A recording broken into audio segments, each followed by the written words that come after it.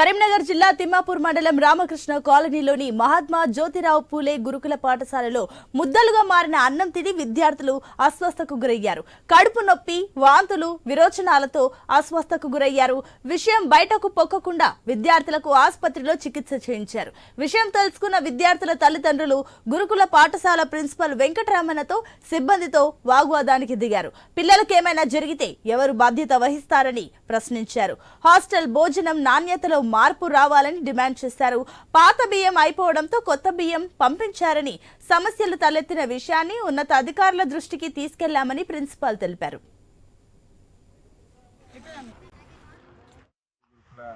పిల్లలకు కడుపు మొత్తం అంటే వచ్చినాం.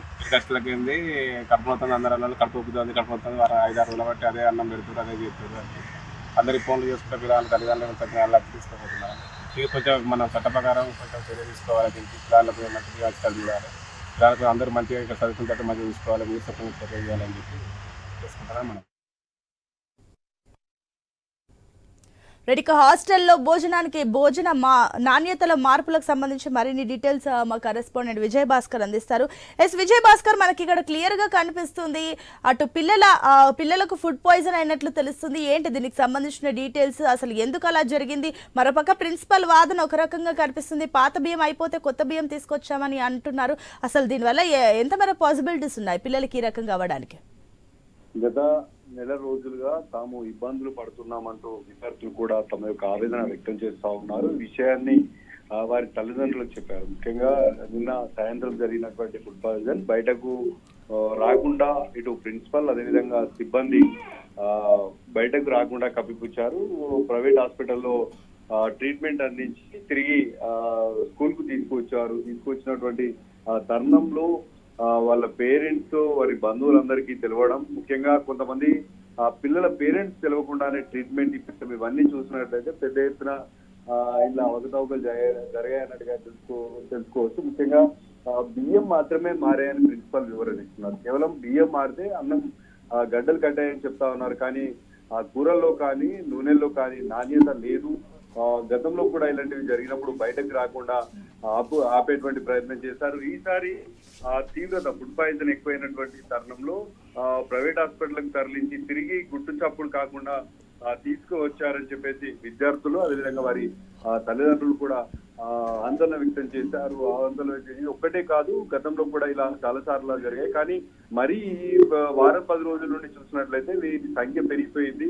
ఎందుకంటే రాత్రి వేళ చలి, ఉదయం వేళ ఇలాంటి ఫుడ్ ఇవ్వడం, వామిటింగ్ చేసుకున్నప్పటికీ కూడా కొంతమంది పేరెంట్స్ కు కనీసం సమాచారం కూడా ఎందుకు ఇవ్వలేదు అంటూ కూడా వారి తల్లిదండ్రులు వచ్చి ఈ రోజు దిగారు. వారికి విద్యార్థులు కూడా మద్దతు తెలిపారు. ఎందుకంటే బయటకు విషయం పొక్కితే బాగుండదు అంటూ ఇటు టీచర్లు కూడా బెదిరిస్తా ఉన్నారు. ప్రిన్సిపల్ అతి పెద్ద మొత్తంలో బెదిరింపులకు గురి చేస్తున్నాడంటూ కూడా విద్యార్థులు వారి యొక్క ఆవేదన వ్యక్తం చేసినటువంటి తరుణంలో తల్లిదండ్రులు కూడా ఆగ్రహం వ్యక్తం చేశారు. నాణ్యమైనటువంటి ఫుడ్ అందించాల్సినటువంటి యాజమాన్యం ఇలాంటి అవకతవకలకు పాల్పడడం, ముఖ్యంగా చెడిపోయినటువంటి ఆహారం అందించడం వల్ల పోషక విలువలతో కూడినటువంటి ఆహారం అందించాల్సి ఉంటుంది. కానీ నాణ్యత లేని ఆహారం అందించడం వల్ల పిల్లల భవిష్యత్తు ఏంటి అంటూ కూడా ప్రశ్నిస్తున్నటువంటి నేపథ్యం అయితే కనిపిస్తుంది.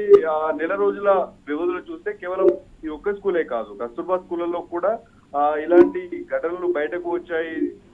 అది అంటే తక్కువ మొత్తంలోనే బయటకు వస్తా ఉన్నాయి. గుట్టు చప్పుడు కాకుండా యాజమాన్యం అదేవిధంగా ప్రిన్సిపాల్ ఇలాంటి వైఖరి అవలంబించడం సరికాదంటూ పిల్లల తల్లిదండ్రులు అయితే డిమాండ్ చేస్తా ఉన్నారు. ముఖ్యంగా ఇలాంటి ఘటనలు మరోసారి చోటు చేసుకుంటే టీసీలు తీసుకొని వెళ్ళిపోతాము, ఎందుకంటే పిల్లల భవిష్యత్, పిల్లల ఆరోగ్యం కన్నా తమకు ఏది ఎక్కువ కాదు అంటూ కూడా పిల్లల తల్లిదండ్రులు చెప్తా ఉన్నారు.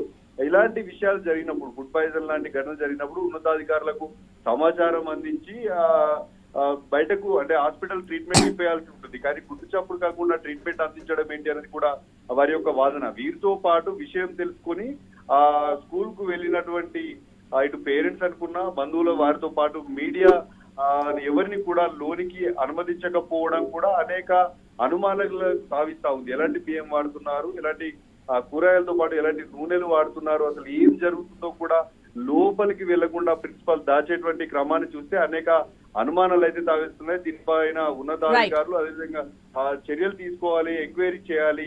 ఎందుకంటే పిల్లలకు పిల్లల తల్లిదండ్రులకు ఒక భరోసా ఇస్తే కానీ పిల్లలను ఆ స్కూల్లో చదివించలేరని Right. కూడా ఇటు తల్లిదండ్రులు డిమాండ్ చేస్తున్నారు.